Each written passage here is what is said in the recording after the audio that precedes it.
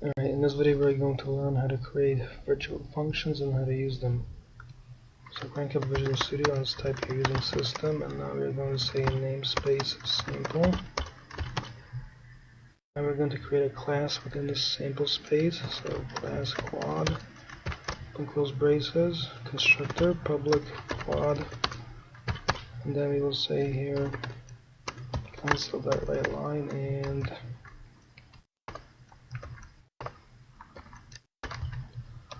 I'm a quad.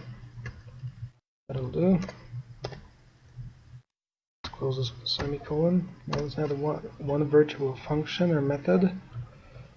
This one can be overridden. In other words, a child class can provide a different implementation of it. Okay, so public virtual double find perimeter, and then double side 1, double side 2, open close braces.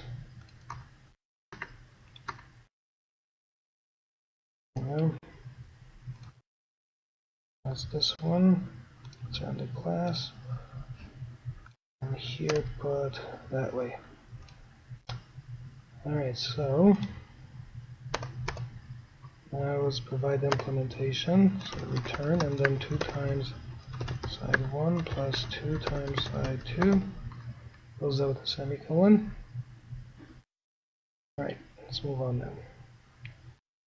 Now we're going to derive from this class. This class is a constructor and a virtual method. So we could say class square,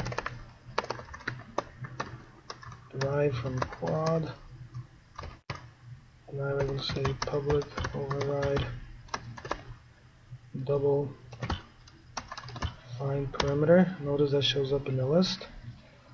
And if you want, you can call the base class find perimeter, or you can say return 4 times side 1. Okay, but because it's a square, you can overwrite the definition here and just return 4 times one of the sides. One more class, so class para, short for parallelogram, also derives from quad, since it's a kind of quadrilateral, 4-sided shape. Like this. Now here, say public double find perimeter, and then double side 1, double side 2, and here within the body you can just type return and then base that find perimeter side 1 and side 2. So this is another example of calling a base class function like that. It's explicitly calling it. Alright, let's add static void main class program, and then static void main, and within the body now we're going to make some calls.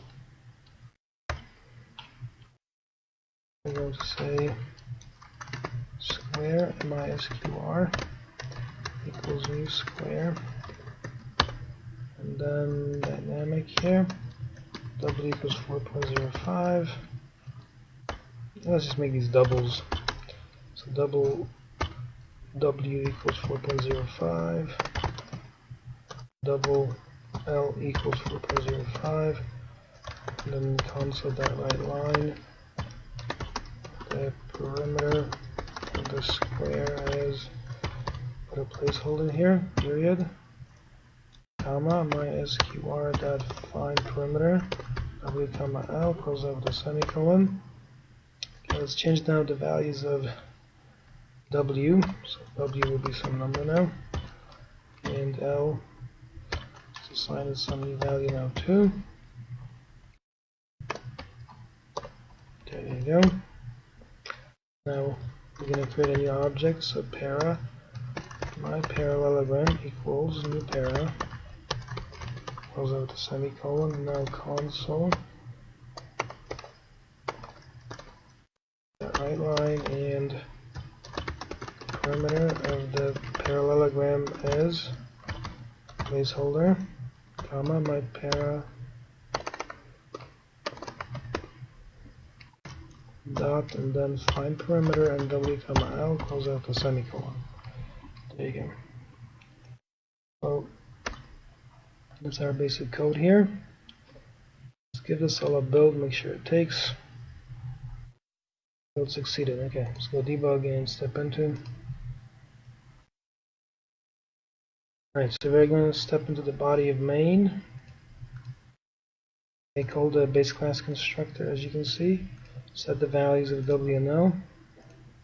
Call the version of find perimeter inside square that overrides the version inside quad. And reset the values of W and L.